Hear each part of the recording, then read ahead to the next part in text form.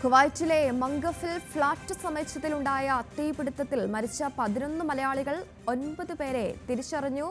3 പത്തനംതിട്ട സ്വദേശികളും 3 കൊല്ലം സ്വദേശികളും 2 കാസർഗോഡ് സ്വദേശികളും 1 കോട്ടയം സ്വദേശിയുമാണ് തിരിച്ചറിഞ്ഞത്.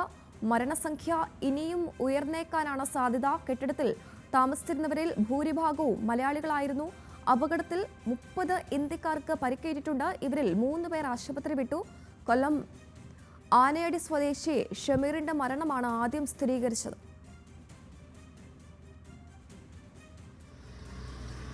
സമീർ ഇവിടുന്ന് 5 കൊല്ലം ആയി ഇവിടുന്ന് പോയിട്ട് പത്തനംതിട്ടയുള്ള ഒരു 3 പേര് നടത്തുന്ന ഒരു കമ്പനിയാണിത്. കുവൈറ്റിൽ ഇവിടുന്ന് അങ്ങനെ വിസ എടുത്ത് പോയതാണ്. പോയിട്ട് 2 കൊല്ലം കഴിഞ്ഞ് വന്നു.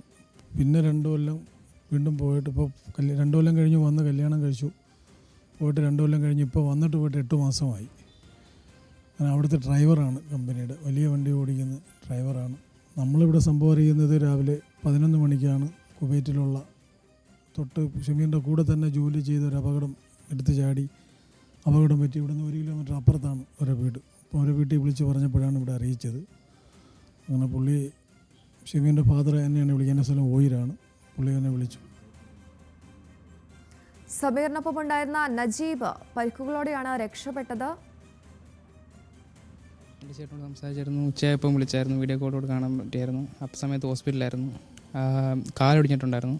പിന്നീട് വൈകുന്നേരം ആയപ്പോൾ ക്യാമ്പിലേക്ക് മാറ്റി. പിന്നെ കുറച്ച് മുന്നേ വീട്ടിൽ വിളിച്ചായിരുന്നു. വൈഫിനോടൊക്കെ സംസാരിച്ചായിരുന്നു. കുഴപ്പമില്ലാന്ന് പറഞ്ഞു. പിന്നെ അടുത്തുള്ളൊരു റൂമിന് അടുത്തുള്ളവരൊക്കെ മരണപ്പെട്ടത് അങ്ങനെ അറിഞ്ഞ് ഒരു വിഷമത്തിലാണ്. കെട്ടിടത്തിനെ കുറിച്ച് അങ്ങനൊന്നും പറഞ്ഞില്ല. ആരോ ഒന്ന് കഥകിന് തട്ടി കഥക് തുറന്നു നോക്കിയപ്പോൾ പുകയായിരുന്നു. കഥക് അടച്ചെടുത്ത് ചാടി എന്നാണ് പറഞ്ഞത്. ഫോണുമായിട്ടെടുത്ത് ചാടി. ഷമീർക്കായി കോൺടാക്ട് ചെയ്യാൻ നോക്കിയായിരുന്നു. പക്ഷേ കിട്ടിയില്ല. നെറ്റ് ഓഫായിരുന്നു. 2 പേര് 2 നിലയിലായിരുന്നു. ഫസ്റ്റ് ഫ്ലോറിലും മറ്റേ ഷമീർക്ക 6 ആയിരുന്നു. 6 ആയിരുന്നു. സംഭവത്തിൽ മുഖ്യമന്ത്രി പിണറായി വിജയൻ മലയാളികൾക്ക് എല്ലാ സഹായവും ഉറപ്പാക്കണമെന്ന് ആവശ്യപ്പെട്ട വിദേശകാര്യമന്ത്രി എസ് ജയശങ്കറിന് കത്തയച്ചിട്ടുണ്ട്. നമ്മൾക്കൊപ്പം വിവരങ്ങൾ നൽകാനായി കൊല്ലത്ത് നിന്ന് കെബിൻ കെന്നഡിയും പത്തനംതിട്ടയിൽ നിന്ന് ഹൻസ് ജോണും കാസർഗോഡ് നിന്ന് നിഖിൽ അളവൂരും കോട്ടയത്ത് നിന്ന് ഗോകുൽ പിയാറും ചേരുന്നുണ്ട്.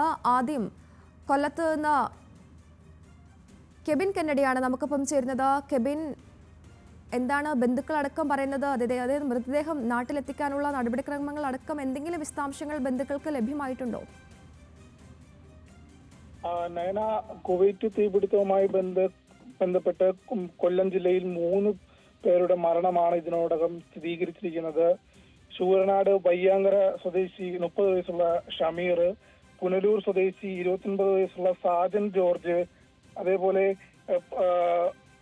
വെളിച്ചക്കാല സ്വദേശി ലൂക്കോസ് എന്നിവരുടെ മരണമാണ് ഇതിനോടകം സ്ഥിരീകരിച്ചിരിക്കുന്നത്. ആദ്യമായി മരണവിവരം പുറത്തു വന്നത് ഷമീറിന്റെ ആയിരുന്നു. ഷമീറിന്റെ വീട് എന്ന് പറയുന്നത് കൊല്ലം ജില്ലയിലെ ആനയിടിക്ക് സമീപമാണ്. ചൂരനാട് വയ്യാങ്കര സ്വദേശിയാണ് ഷമീർ. 6 വർഷമായി ഡ്രൈവർ ജോലി ചെയ്യുന്ന വ്യക്തിയായിരുന്നു ഷമീർ. 9 മാസം മുൻപാണ് അവസാനമായി ഷമീർ നാട്ടിലെത്തിയത്. ഇതിനോടകം തന്നെ ന്യൂസ് മലയാളത്തോട് ഉൾപ്പെടെ ഷമീറിന്റെ പിതാവ് പ്രതികരിച്ചിട്ടുണ്ട്. വിദേശ ജോലി നിർത്തി നാട്ടിൽ വരാൻ തയ്യാറെടുക്കുന്ന സാഹചര്യത്തിലായിരുന്നു ഷമീറിന്റെ അപകടം. അതേപോലെ തന്നെ വെളിച്ചക്കാല സ്വദേശിയായ ലൂക്കോസ് 18 വർഷമായി കുവൈറ്റിൽ ജോലി ചെയ്യുന്നു. അടുത്ത മാസം ലീവിനായി നാട്ടിലേക്ക് വരാനിരിക്കുന്ന സാഹചര്യത്തിലായിരുന്നു അപകടം നടന്നത്. മകൾ ഷൈനി, മക്കൾ ലിഡിയ എന്നിവർ അതീവ ദുഃഖത്തിലാണ്.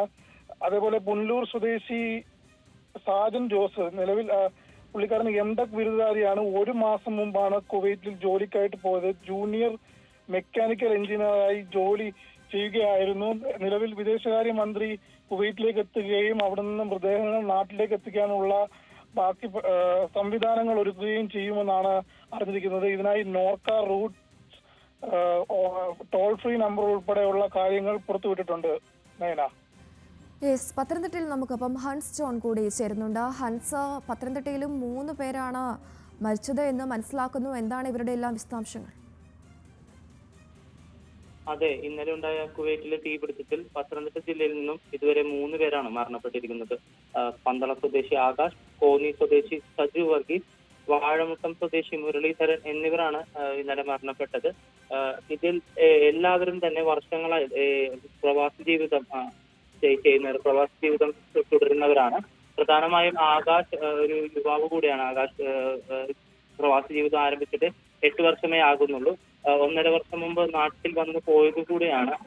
അവിവാഹിതനായ ആകാശ് ഓണത്തിന് അമ്മയെടുത്ത് പന്തളത്ത് അമ്മയുമായി താമസിക്കുന്ന ആകാശ് ഓണത്തിന് വരാൻ നിൽക്കുമ്പോഴായിരുന്നു ഇങ്ങനെ ഒരു അപകടം ഉണ്ടാവുന്നത്. ഇതിൽ തന്നെ കോന്നി സ്വദേശി സജു വർഗീസും 22 വർഷമായി പ്രവാസി ജീവിതം ഈ കമ്പനിയിൽ ജോലി ചെയ്യുന്നു. ഇദ്ദേഹവും സൂപ്പർവൈസർ തസ്തികയിലാണ് ജോലി ചെയ്യുന്നത്. ആകാശ് ആണെങ്കിൽ ഒരു വെയർഹൌസ് തൊഴിലാളിയാണ്. സജു വർഗീസും വാഴമുട്ട സ്വദേശി മുരളീധരനും ഒരേ റൂമിൽ താമസിക്കുന്നവരായിരുന്നു. ഇതിനിടയിൽ വെച്ചാണ് അപകടം ഉണ്ടാവുന്നത്. ഇവരുടെ കൂടെ താമസിച്ചിരുന്ന മറ്റൊരു കറുകച്ചാൽ സ്വദേശി അപകടത്തിനിടയിൽ ഫ്ളാറ്റിൽ നിന്നെടുത്ത് ചാടിയതുകൊണ്ട് ചെറിയ പരിക്കുകളോടെ രക്ഷപ്പെട്ടിട്ടുണ്ട്. ഇരുവർക്കും സജുവിനും മുരളീധരനും 2 മക്കളാണുള്ളത്. ഇതിൽ സജു വർഗീസിന്റെ 2 പെൺമക്കൾ ഏഞ്ചലും അമേലിനും ഇരുവരും വിദ്യാർത്ഥികളാണ്. ഇവരുടെ സംസ്കാരവുമായി ബന്ധപ്പെട്ടുള്ള വിവരങ്ങൾ ബന്ധുക്കൾക്ക് ലഭിക്കുന്നതേ ഉള്ളൂ. അത് സംബന്ധിച്ചുള്ള ഒരു കൺഫർമേഷൻ ഇന്നത്തേക്ക് ലഭിക്കുമെന്നാണ് ബന്ധുക്കളും നാട്ടുകാരും പ്രതികരിക്കുന്നത്. നമുക്കപ്പം കാസർഗോഡ് നിന്ന് നിഖിൽ അളവൂർ കൂടി ചേരുന്നുണ്ട്. നിഖിൽ, എങ്ങനെയാണ് കാസർഗോഡിൽ നിന്ന് ആരുടെ മൃതദേഹമാണ് തിരിച്ചറിഞ്ഞത്? എന്താണ് ഇതിന്റെ കൂടുതൽ വിശദാംശം? 2 കാസർഗോഡ് സ്വദേശികളുടെ മരണവിവരമാണ് ഇപ്പോൾ ബന്ധുക്കൾക്കും സുഹൃത്തുക്കൾക്കും ലഭിച്ചിരിക്കുന്നത്. അതിൽ ആദ്യത്തെ ആൾ തൃക്കരിപ്പൂർ എളമ്പച്ചി സ്വദേശി കേളു പൊന്മലേരിയാണ്. NBTC ഗ്രൂപ്പിലെ പ്രൊഡക്ഷൻ എഞ്ചിനീയറായി ജോലി ചെയ്തു വരികയായിരുന്നു കേളു. ഒപ്പം തന്നെ രണ്ടാമത്തെ ആൾ കാസർഗോഡ് ചെർക്കള കുണ്ടടുക്കം സ്വദേശി രഞ്ജിത്ത് കുണ്ടടുക്കമാണ്. 34 വയസ്സാണ് രഞ്ജിത്തിന്. രഞ്ജിത്ത് 10 വർഷമായി കുവൈറ്റിൽ ജോലി ചെയ്യുന്നുണ്ട്. ഈ അടുത്ത കാലത്താണ് രഞ്ജിത്ത് അവിടെ അക്കൗണ്ടന്റായി ജോലിയിൽ പ്രവേശിച്ചത്. അതിനു മുൻപ് മെക്കാനിക്കൽ വിഭാഗത്തിൽ ജോലി ചെയ്തിരുന്നു എന്നാണ് അറിയാൻ സാധിക്കുന്നത്. ഇരുവരുടെയും മൃതദേഹങ്ങൾ നാട്ടിലെത്തിക്കുന്നതുമായി ബന്ധപ്പെട്ടുള്ള തീരുമാനം ഇന്ന് ഉച്ചയോടുകൂടി ഉണ്ടാകുമെന്നാണ് അറിയാൻ സാധിക്കുന്നത്. ഇന്നലെ രാത്രിയോടുകൂടി തന്നെ സുഹൃത്തുക്കളെയും മറ്റും ഇത്തരത്തിൽ വിവരം അറിയിച്ചിരുന്നു. കൂടുതൽ കാര്യങ്ങൾ ഇനി എങ്ങനെയാണ് മൃതദേഹം എത്തിക്കുന്നത് തുടങ്ങിയ കാര്യങ്ങൾ ഈ കുടുംബങ്ങളെ അറിയിക്കേണ്ടതുണ്ട്. ഒപ്പം ഔദ്യോഗികമായി കുടുംബത്തിന് വിവരം ലഭിക്കേണ്ടതുണ്ട് എന്നതുകൂടിയാണ് നമ്മൾ മനസ്സിലാക്കുന്നത്. ഏതായാലും ഈ 2 ഗ്രാമങ്ങളും, കാസർഗോഡ് ജില്ലയിലെ ഈ 2 ഗ്രാമങ്ങളും ഈ വാർത്തയുടെ ഒരു ഞെട്ടലിൽ തന്നെയാണ്. 2 പേരുടെയും മരണവാർത്ത അറിഞ്ഞതു മുതൽ തന്നെ സുഹൃത്തുക്കളും നാട്ടുകാരും എല്ലാം തന്നെ ഇവരുടെ വീടുകളുടെ പരിസരത്തേക്ക് എത്തുന്നുണ്ടായിരുന്നു. ഏതായാലും ഇന്ന് ഉച്ചയോടുകൂടി എങ്ങനെയാണ് മൃതദേഹങ്ങൾ എത്തിക്കുന്നത് തുടങ്ങിയ കാര്യങ്ങൾ അറിഞ്ഞതിന് ശേഷമാവും സംസ്കാരം ഉൾപ്പെടെയുള്ള കാര്യങ്ങളുമായി ബന്ധപ്പെട്ട വിവരങ്ങൾ നമുക്ക് നൽകാനാവുക. നയന. ശരി, കോട്ടയത്ത് നിന്ന് ഗോകുൽ PR കൂടി ചേരുന്നുണ്ട്. ഗോകുൽ, കോട്ടയം സ്വദേശി ആരാണ് മരിച്ചത്? ഒപ്പം തന്നെ ഔദ്യോഗികമായി സ്ഥിരീകരിച്ചിട്ടുണ്ടോ മരണവിവരം?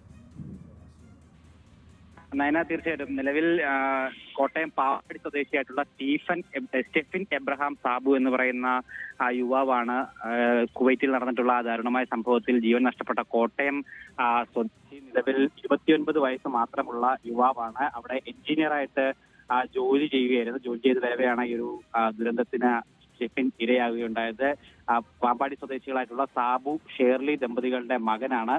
നിലവിൽ ഇവർ പാമ്പാടി ടൗണിൽ തന്നെ വിശ്വഭാരതി കോളേജിന് സമീപം ഒരു വാടക വീട്ടിൽ താമസിക്കുകയായിരുന്നു. അടുത്ത ഓണത്തോടുകൂടി നാട്ടിലേക്ക് വരാനായിട്ടിരുന്നതാണ് സ്റ്റെഫിൻ. അപ്പോഴാണ് ഇത്തരത്തിലൊരു അപകടം സംഭവിക്കുകയും സ്റ്റെഫിന്റെ ജീവൻ നഷ്ടപ്പെടുകയും ചെയ്തിട്ടുള്ള ഒരു ദാരുണമായിട്ടുള്ള സംഭവം ഉണ്ടായത്. സ്റ്റെഫിന്റെ പിതാവ് ക്യാൻസർ രോഗം ബാധിച്ച് അതീവ ഗുരുതരാവസ്ഥയിൽ കഴിയുന്ന ഒരു വ്യക്തി കൂടിയിട്ടാണ്. ഒപ്പം സ്റ്റെഫിന് 2 സഹോദരങ്ങളുണ്ട്.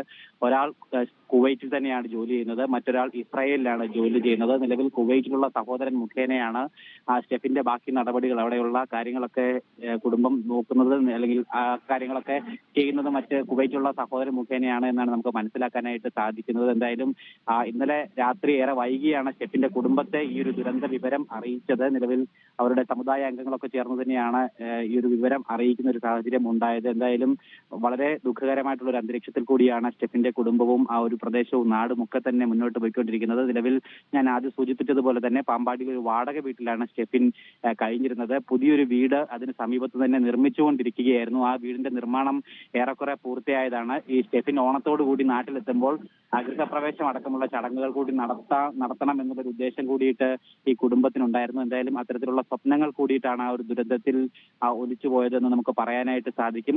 മറ്റ് നടപടിക്രമങ്ങൾ, ഷെഫിന്റെ മൃതദേഹം നാട്ടിലെത്തിക്കുന്ന അടക്കമുള്ള കാര്യങ്ങളിൽ ഇനിയും ഒരു വ്യക്തത വന്നിട്ടില്ല. നിലവിൽ കേന്ദ്ര സർക്കാരിന്റെ അടക്കം, കേന്ദ്ര വിദേശകാര്യ മന്ത്രാലയത്തിന്റെ അടക്കം ഇതുമായി ബന്ധപ്പെട്ട കൂടുതൽ വിവരങ്ങളും നിർദ്ദേശങ്ങളും അറിയേണ്ടതായിട്ടുണ്ട്. എന്തായാലും ഉടനെ തന്നെ, ഇന്ന് തന്നെ അതുമായി ബന്ധപ്പെട്ടൊരു ധാരണ ലഭിക്കുമെന്നാണ് നിലവിൽ ഷെഫിന്റെ ബന്ധുക്കളടക്കം നമ്മളോട് പ്രതികരിച്ചിരിക്കുന്നത്. എന്തായാലും നാടിനെയും ഒരു കുടുംബത്തെയും ഒട്ടാകെ ദുഃഖത്തിലാഴ്ത്തിക്കൊണ്ടുള്ള ഒരു സംഭവം തന്നെയാണ് നിലവിൽ ഉണ്ടായിരിക്കുന്നത്.